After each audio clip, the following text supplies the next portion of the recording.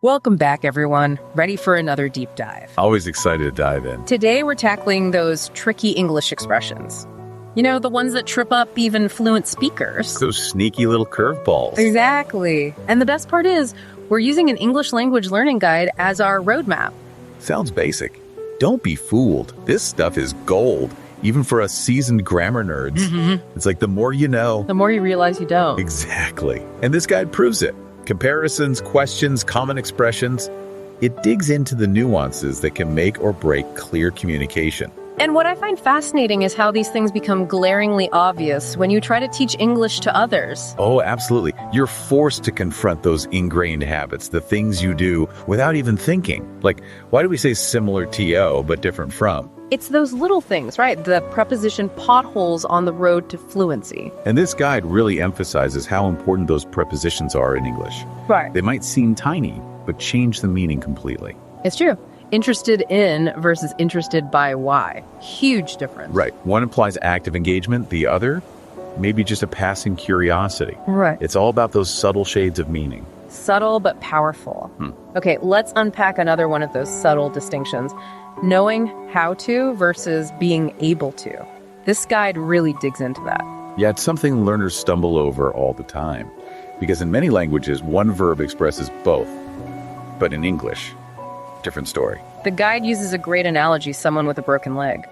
They might know how to ride a bike, but are they able to at that moment? Exactly. Yeah. And it's not just about physical limitations, right? Think about skills and knowledge. You might know how to code, but can you build a complex app from scratch? Okay, that's a good point. It's like knowing the theory versus actually being able to put it into practice. Right. And this guide encourages us to embrace that nuance, to be mindful of those little distinctions in meaning. It's about being precise. Exactly. Choosing the right words for the right situation. Makes me think of that Mark Twain quote. The difference between the right word and the almost right word is the difference between lightning and the lightning bug. Ooh, I like that. Okay, let's move on to something I think we can all relate to.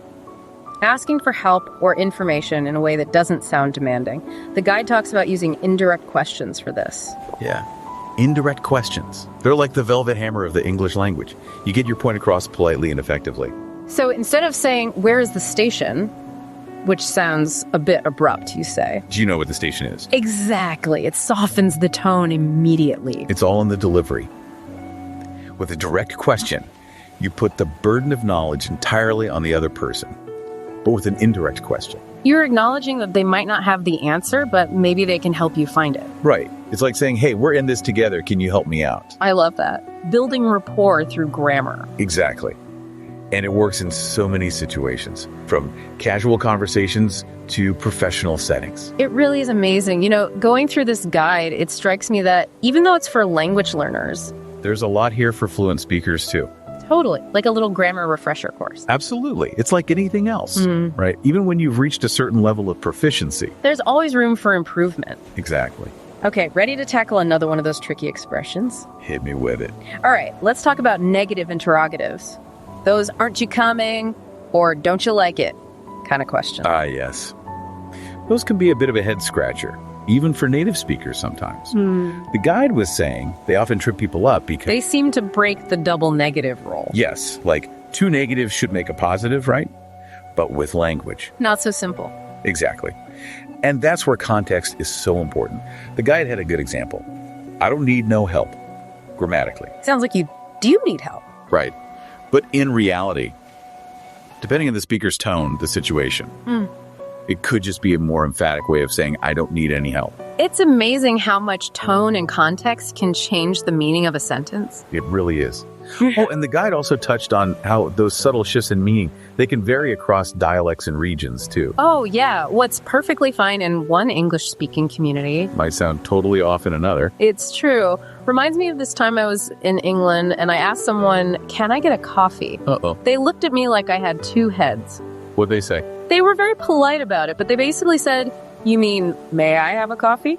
It's the little things. It really is. Just a tiny difference. Yeah. But it highlighted those subtle cultural things embedded in the language. Absolutely. It's a good reminder that language is always evolving and there's always something new to learn. Okay, ready for another deep dive, this time into a phrase that's short but powerful. You'd better. You'd better. Yep. Okay. It's interesting because it's both direct and indirect at the same time. Right. Often used for advice, warnings, but with that underlying suggestion of or else. The guide mentioned that there's no to after better, which I could see tripping some people up. Yes, you'd better study, not you'd better to study. Right. And then if you add otherwise or else. Ooh, yeah. Then it goes from friendly advice to a threat, basically. You'd better be on time or else. Exactly. It's like laying down the law, grammatically speaking, which I guess is kind of the theme here, isn't it? How so? Even these tiny, seemingly insignificant words and grammar structures. They can totally change how our message comes across. Exactly. The power of language. It's true.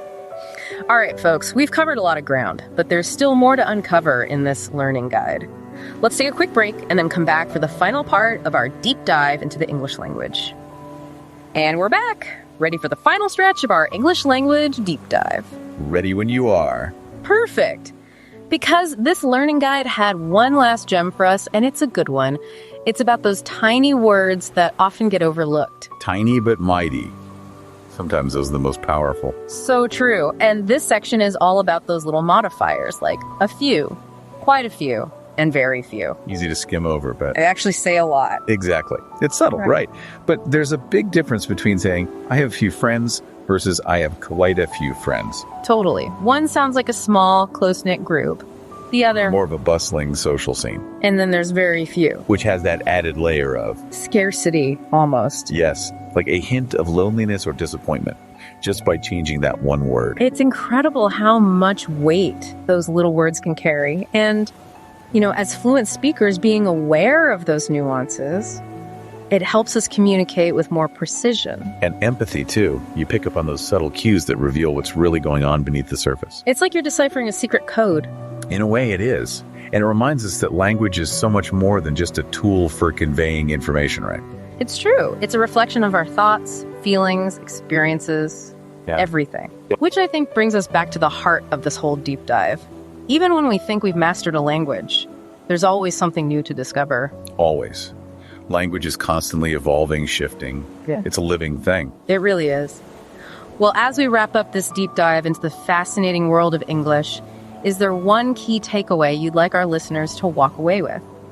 Good question. I'd say, never stop questioning. Even those basic grammar rules, common expressions.